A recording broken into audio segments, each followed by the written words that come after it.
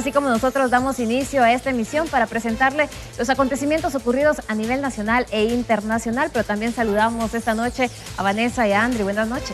Hola, buenas noches. Buenas noches, Maciel. Llegamos ya, por supuesto, a la edad de la plena juventud, porque tenemos 18 años de estar al aire. Hoy sí ya somos mayores de edad y estamos entrando a esa edad joven en donde la fuerza y la energía nos acompañan. Por supuesto, usted también nos ha acompañado durante todo este tiempo. Con el compromiso y el deseo de informarle y servirle como usted se merece. Vamos a los titulares. Ministerio de Salud requiere 1.000 millones de quetzales para garantizar insumos y medicamentos. Gobierno espera ahorrar 40 millones de quetzales estandarizando pólizas de seguros en instituciones del Estado. Por orden de juzgado intervienen empresa y arraigan a socios mayoritarios en caso de impunidad y defraudación.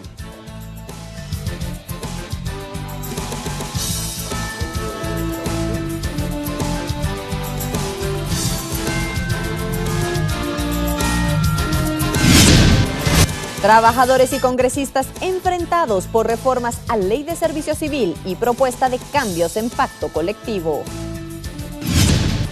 Comida rápida llega antes que policía a una emergencia. Experimento señala que reacción es lenta por falta de equipo. El caso conocido como impunidad y defraudación, donde se investiga a la empresa Aceros de Guatemala, toma un nuevo giro. Esto tras que un juzgado autorizó intervenir la empresa y arraigar a socios mayoritarios. La intervención de la entidad Aceros de Guatemala, Sociedad Anónima, ya que consideramos que hasta la fecha pues tenemos un caso bastante sólido de defraudación. Con esta convicción y después de varias auditorías, el superintendente de la SAT dijo, no solo piden una intervención, sino el arraigo contra 2 socios mayoritarios y el representante legal de esta empresa. José Luis Gabriel Abularash y María Eugenia Valdés Gómez, así como el representante legal Pedro José Raúl Pais Valdés. 2009-2014, entre multas, intereses y mora, la supuesta defraudación alcanza 500 millones de quetzales, esto sin contar el monto real no pagado. Para ello efectúan auditorías forenses. Ya presentaron a un profesional para ser designado interventor. En 3 días esperan la orden del juez séptimo de primera instancia penal y narcoactividad para apoderarse de la información contable. Tomando control también de lo que son pues las distintas cuentas bancarias, firmas, todo lo que es básicamente el dinero y las transacciones que realiza esta entidad. No afectamos de alguna forma las operaciones del giro ordinario o temas tan importantes obviamente como los trabajadores o los salarios, que son temas que consideramos deben seguir normales. Estamos destacando 2 abogados también, a quienes les vamos a pedir a este equipo el auxilio de la fuerza pública en caso de ser necesario. María Eugenia Valdés es la única ya ligada al proceso penal.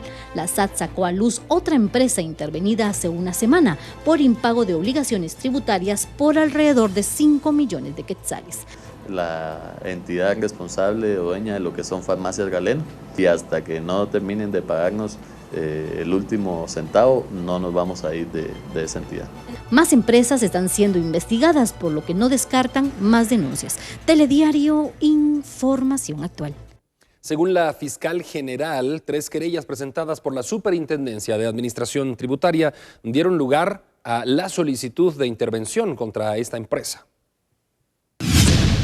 El Ministerio Público, la Procuraduría General de la Nación y la SAT en una audiencia pidieron al juez contralor que se decretara la intervención de la empresa y el arraigo de algunas personas, a lo cual el juez accedió. Es una medida precautoria que se estimó necesaria para asegurar las resultas del proceso. La intervención de la empresa implica particularmente la intervención de la caja.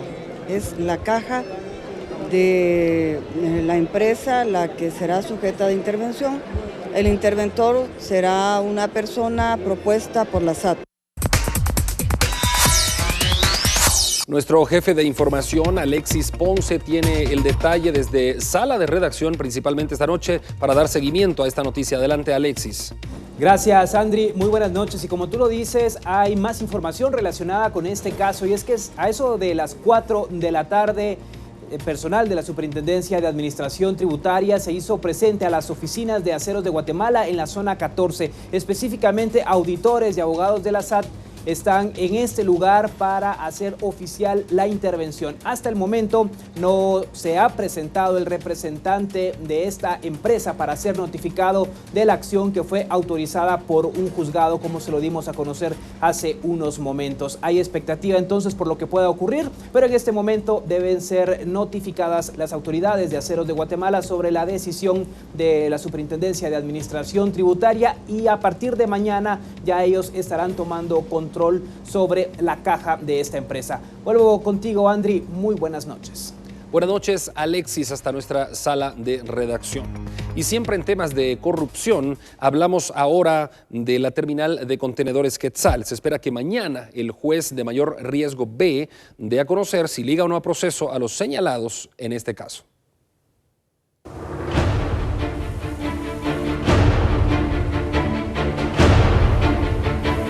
Después de 9 audiencias celebradas de primera declaración, en unas horas los indicados de varios delitos por el supuesto negocio ilícito sobre el contrato oneroso de la terminal de contenedores Quetzal sabrán si serán ligados a proceso.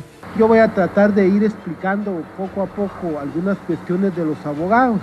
En ese sentido, que considero que en unas 2 horas y media, 3 horas, se va a dictar la resolución.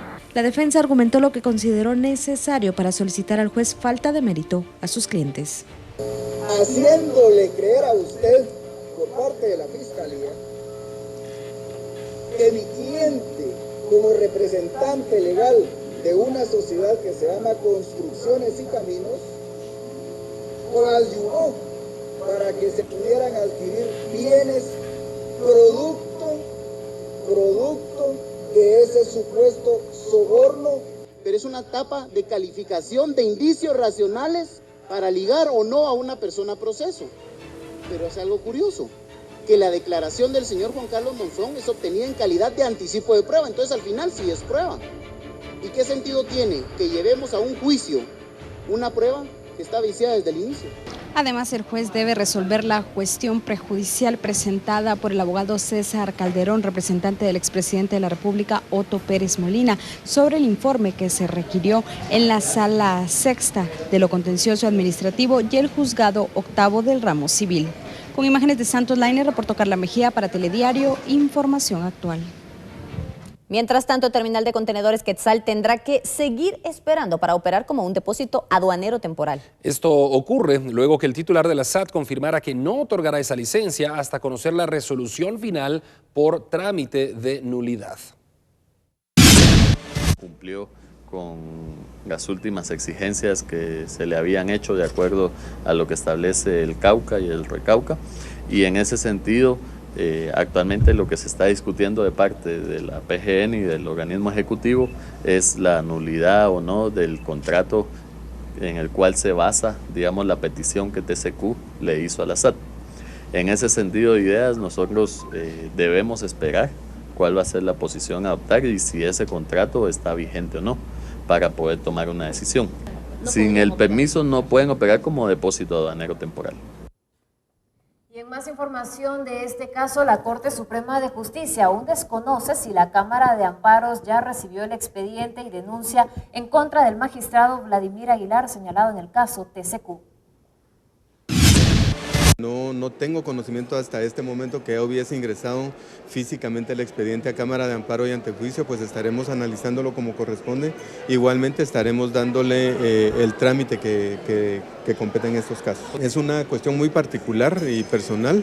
Si hacen algún requerimiento, pues el Pleno de Corte Suprema de Justicia deberá resolverlo tal y como lo planteen ellos en su momento.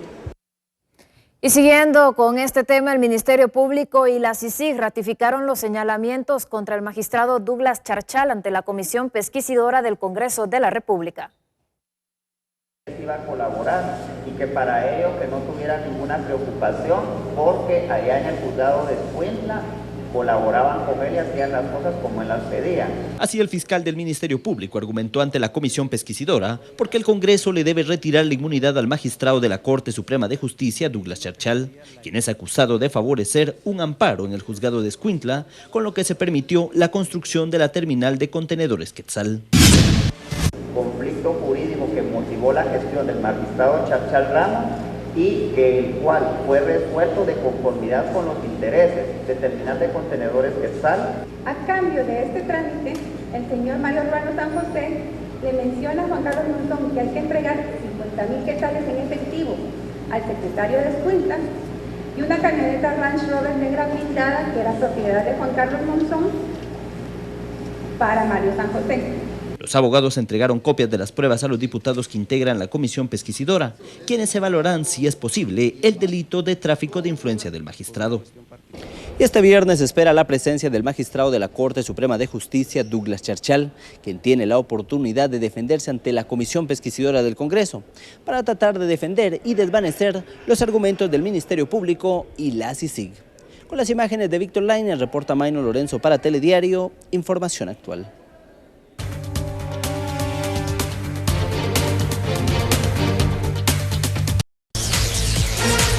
Estamos de vuelta con más información. Las reformas a la Ley de Servicio Civil y la propuesta de cambios en el pacto colectivo son la manzana de la discordia. Sí, de parte de trabajadores que están en desacuerdo con los cambios propuestos en el organismo legislativo.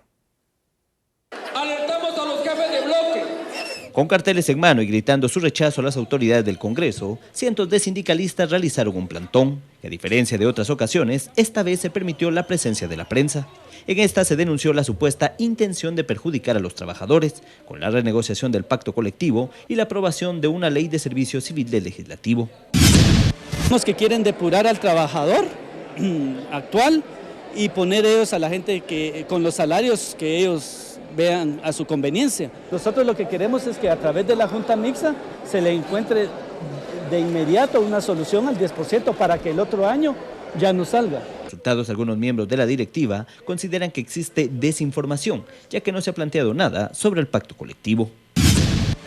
Y las otras personas que se nombraron, yo creo que ellos hasta el momento no han dado un informe que nos permitan qué es lo que ha pasado, en que el sindicato por un lado diga que no se ha sentado a renegociar un tema. Por su parte, promotores de la Ley de Servicio Civil aseguran que no se pretende perjudicar, por el contrario denuncian que se les ha consultado sobre la iniciativa sin tener una respuesta. Y les pedí en 8 días sus reacciones para poder continuar el trabajo de la comisión y no lo recibí, nunca lo trajeron. Abordé a una de las secretarias en un correo y la respuesta fue: no hemos tenido tiempo de verlo. Mientras tanto, los sindicalistas se declararon en sesión permanente, acordando la contratación de 4 trabajadores que en su momento fueron puestos a disposición. Telediario, Información Actual.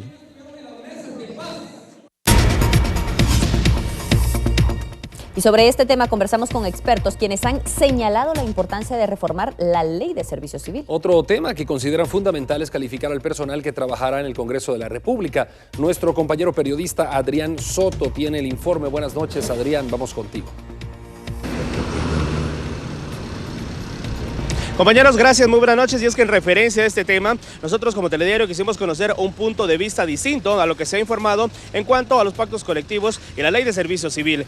De esta cuenta hablamos con un analista en economía, quien además de dar su punto de vista económico también lo hizo en el ámbito laboral, refiriéndose a que Guatemala debe tener una visión totalmente clara y directa lo que se refiere al servicio civil estatal. De esta cuenta hace las recomendaciones que en el Congreso se hagan las reformas necesarias. Pero escuchemos a continuación las declaraciones de Edgar Balcells, experto en economía y trabajo. Lo que tiene que hacer el Congreso primero es tener su reforma del servicio civil, pero conjuntamente, si son visionarios, como debiera ser el Congreso, con la reforma de todos los sistemas de servicio civil del Estado. Y en esa reforma es claro que tiene que haber una junta disciplinaria y una evaluación del desempeño. Ya nadie puede entrar por cuellos o porque soy amigo de tal y tal o parientes, sino tiene que haber, como todo país civilizado del mundo, un plan y un esquema de reclutamiento, un esquema de sanciones disciplinarias, un esquema de formación y capacitación y un esquema de evaluación del desempeño. Será de esperar pues las medidas que tanto el Congreso como diferentes entes estatales tomen con respecto a las modificaciones o reformas que deben hacerse en la Ley de Servicio Civil. Este es el reporte a través de la Unidad Móvil esta noche, compañeros. Regresamos a los estudios. Muy buenas noches. Adrián, buenas noches para ustedes en la móvil. Y en medio de la convocatoria para cambiar comisiones paritarias para 4 municipios, el ministro de Trabajo en funciones indicó que no avalan salarios mínimos o diferenciados por debajo de lo establecido. No podemos anticipar cuál va a ser el resultado del diálogo en estos 4 municipios, pero debemos ser contundentes en lo que ha dicho el presidente Morales y como lo ha actuado el presidente Morales, de que no pueden ser menores al salario mínimo que se defina a nivel nacional. Esperamos que el diálogo social que se genere en esos municipios sea obviamente hacia la alza, atendiendo a las características particulares de cada una de las regiones. Cambiamos de tema. Expertos de México y Brasil en prevención de desastres se reunieron con sus homólogos en Guatemala. El objetivo fue compartir experiencias sobre la atención y acción en este tipo de fenómenos. Nuestro país ocupa el 4º lugar en el nivel de riesgo ante desastres naturales y siniestros, por lo que estar preparados y capacitados ante cualquier tipo de emergencia resulta ser clave para la implementación de mejoras en el nivel de respuesta. Y aunque en incidentes hidrometeorológicos se tiene un buen nivel, no ocurre lo mismo con otro tipo de desastres. En lo que respecta a sismos, pues definitivamente hay muy poco personal, son 110 personas las que forman el equipo USAR de Guatemala. Tenemos aproximadamente unas 2.000 personas capacitadas en cursos de búsqueda y rescate en estructuras colapsadas de diferentes instituciones, las cuales pues van a trabajar de una forma independiente con equipos livianos. Este día se recibió la visita de representantes de Protección Civil de Chiapas, México y socorristas de Brasil, con la finalidad de buscar un intercambio de conocimientos.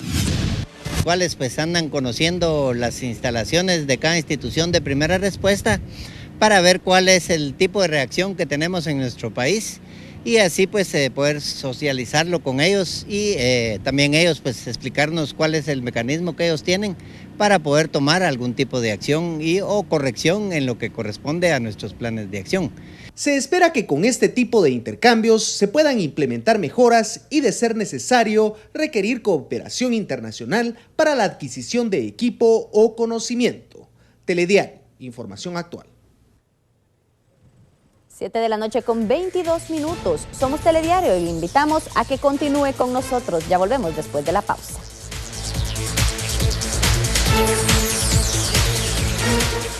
Historia.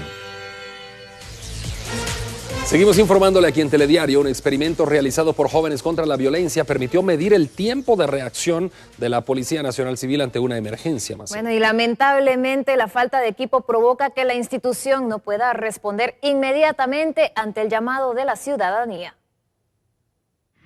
Quizá alguna vez usted se ha preguntado, ¿quién llega primero en caso de emergencia? ¿Un policía o un repartidor de comida rápida? Pues Jóvenes contra la Violencia hizo un experimento social el cual evidencia que la Policía Nacional Civil reacciona al llamado en 59 minutos, mientras que el repartidor en 35 minutos. Sin embargo, aclaran que la corrupción ha dejado sin recursos a la PNC para combatir el crimen en un país donde diariamente ocurren 170 delitos. Las condiciones en que viven, en que muchas comisarías están, la Policía Nacional, obviamente pues en el sentido de que no pues tienen todo lo que son los insumos, no tienen gasolina, no tienen municiones, no tienen ni siquiera patrullas para poderse movilizar. Esto realmente pues incide en el tiempo de atención y lo cual es muy triste, ¿verdad? La organización juvenil dijo que con tanta precariedad es imposible que la Policía Nacional Civil pueda garantizar al 100% la seguridad ciudadana, protección de la vida y la integridad física de todos los guatemaltecos. Esto nos obliga y nos llama a exigir a las autoridades a que diseñen e implementen estrategias integrales de seguridad ciudadana que le permitan que vayan desde la prevención hasta la disuasión. Asimismo, hacen un llamado a la población para exigir que se priorice la seguridad ciudadana y para ello es fundamental que los agentes policiales sean capacitados y cuenten con los recursos necesarios para que realicen su trabajo de forma eficiente y efectiva. Telediario, información actual. Y de acuerdo con datos de esa organización juvenil en Guatemala, solo hay 19 policías por cada 10,000 habitantes, tal como lo podemos ver en esta pantalla. Además, 6,078 radios funcionando. 10 meses es el tiempo de formación, 4,450 es el salario de un policía nacional civil, mientras que el presupuesto del 2016 del Ministerio de Gobernación es de 72 millones de quetzales. Aquí usted podría darse una imagen de cuál es el sueldo de un agente de la Policía Nacional Civil, así como también el presupuesto de este 2016 asignado por parte del Ministerio de Gobernación. Y es que seguimos con más información, ya que desconsuelo se realizó en el sepelio de las víctimas del Cambrai, cuyos restos fueron entregados en las últimas horas.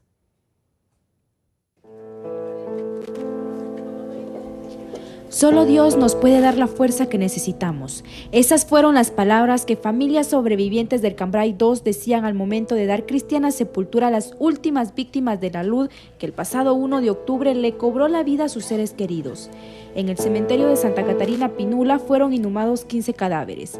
En tanto, los otros restos humanos fueron llevados a cementerios de Sololá, San Marcos y Quetzaltenango tras ser identificados por medio de pruebas ADN. Con este triste cuadro, las víctimas sobrevivientes de la luz podrán finalmente cerrar el círculo de luto. Pero aunque ya pasaron 7 meses, los recuerdos siguen vivos. Algunos entrevistados aseguran que este jueves, al dar el último adiós a sus hijos, hermanos y padres, volvieron a vivir aquel día que lamentablemente les arrebató lo que ellos más querían. Ahora solo confían en que algún día podrán recuperar sus pertenencias personales, puesto que la mayoría aún se encuentra en albergues, ya que el gobierno avanza a paso lento con la construcción de las nuevas casas. Telediario, información actual.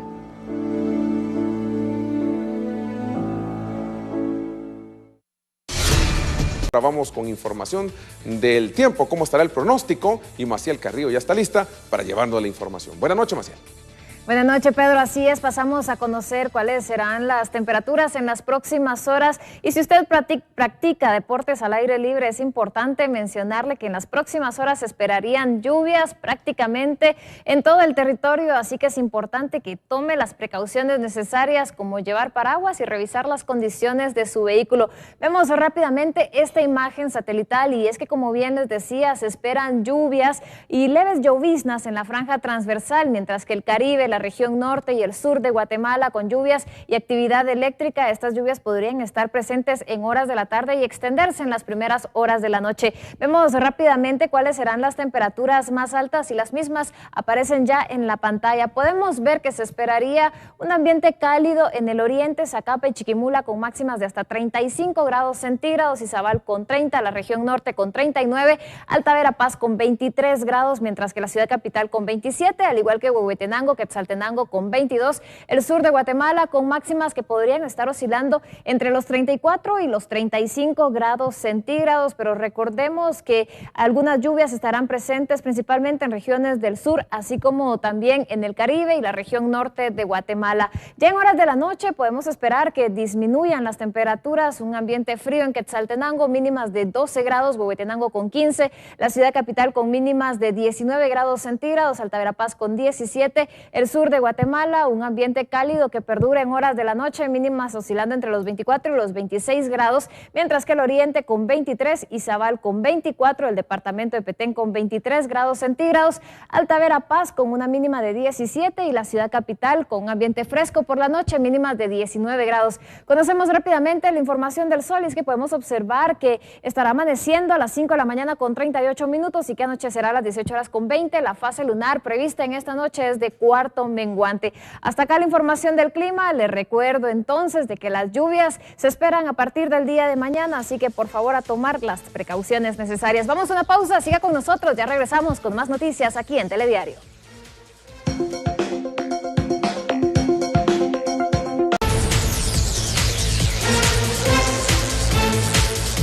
Seguimos con más información y hablamos de salud. El ministerio de ese ramo requiere entre 800 y 1.000 millones de quetzales para garantizar insumos y medicamentos en la red hospitalaria nacional.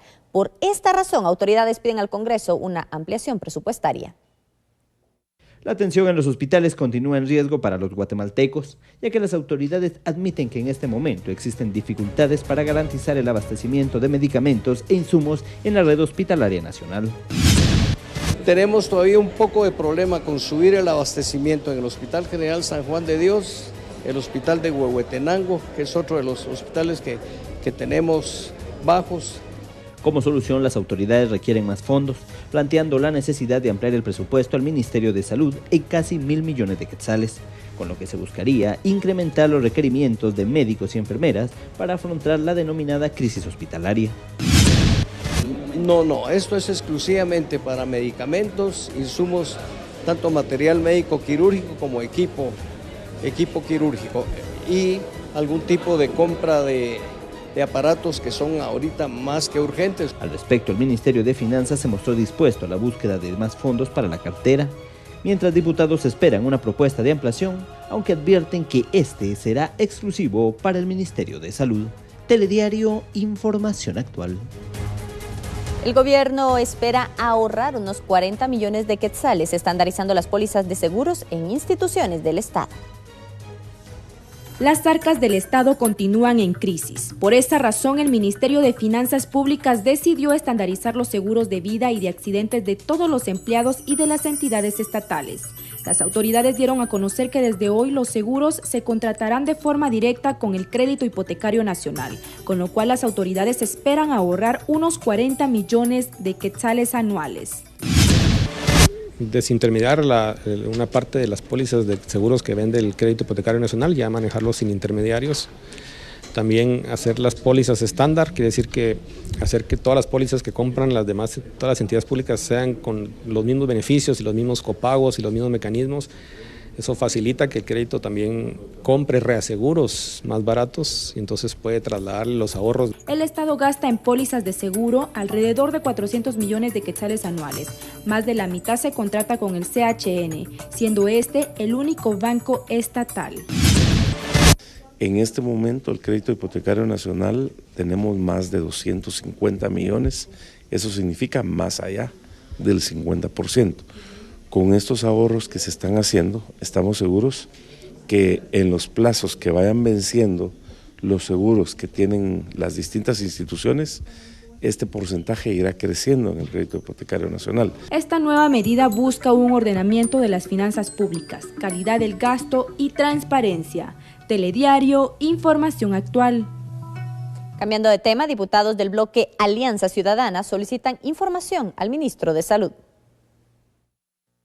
Señor ministro, viceministro, gracias por venir, pues vamos a empezar nuestra reunión.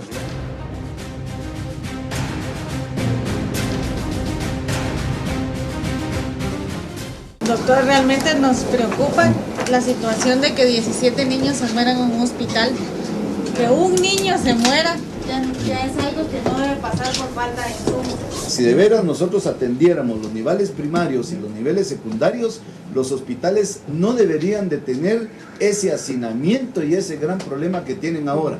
Yo tengo casi 2 años de estar saliendo pues al interior, donde hemos estado visitando hospitales, centros de salud. Hace un mes le volví yo a requerir de que en el hospital de Chimaltenango hacen falta estetoscopios y manómetros. Y las señoras trabajadoras me dicen que son 1.500 libras diarias que tienen que lavar de ropa. Y solo tienen una máquina en Santa Lucía, Utatlán. Ahí estuvimos y lo que habían pedido ellos era un nebulizador y lámparas para contrarrestar la hipotermia. En el centro de salud de Zipacate, los vecinos se quejaron de que obviamente que el sábado y domingo no hay atención médica, pero aparte que no hay atención médica, no hay personal, no hay medicinas. Estuvimos en la aldea Secopur, Alta Verapaz. Obviamente tampoco tienen nada, pero lo que más les surge es que se pueda poner un tinaco para que puedan tener agua potable, porque no tienen. Nosotros estamos trabajando con responsabilidad, con bastante interés y fuerza para resolver los problemas de salud que, como decía el señor diputado Rabey, por todos lados nos aparecen estos problemas, y él yo lo veo que visita muchos lugares de Guatemala, se ha dado cuenta de esta realidad que nosotros también ya la conocemos. Continuamos a esta hora con más noticias y en nuestra sala de redacción se encuentra Alexis Ponce y él nos brinda detalles respecto al antejuicio contra el magistrado Douglas Charchal. Adelante Alexis con la información, te escuchamos, buenas noches.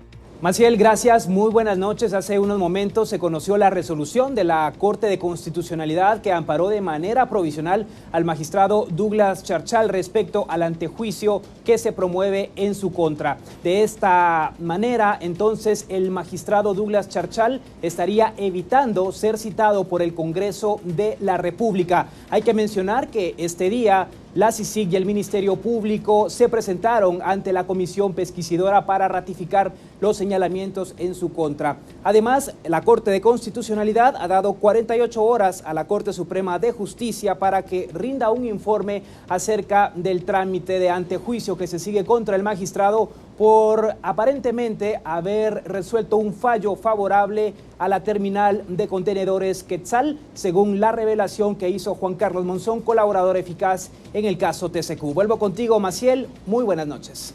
Buenas noches también para ti, Alexis. Recuerda que usted puede darle seguimiento a nuestras noticias en las redes sociales.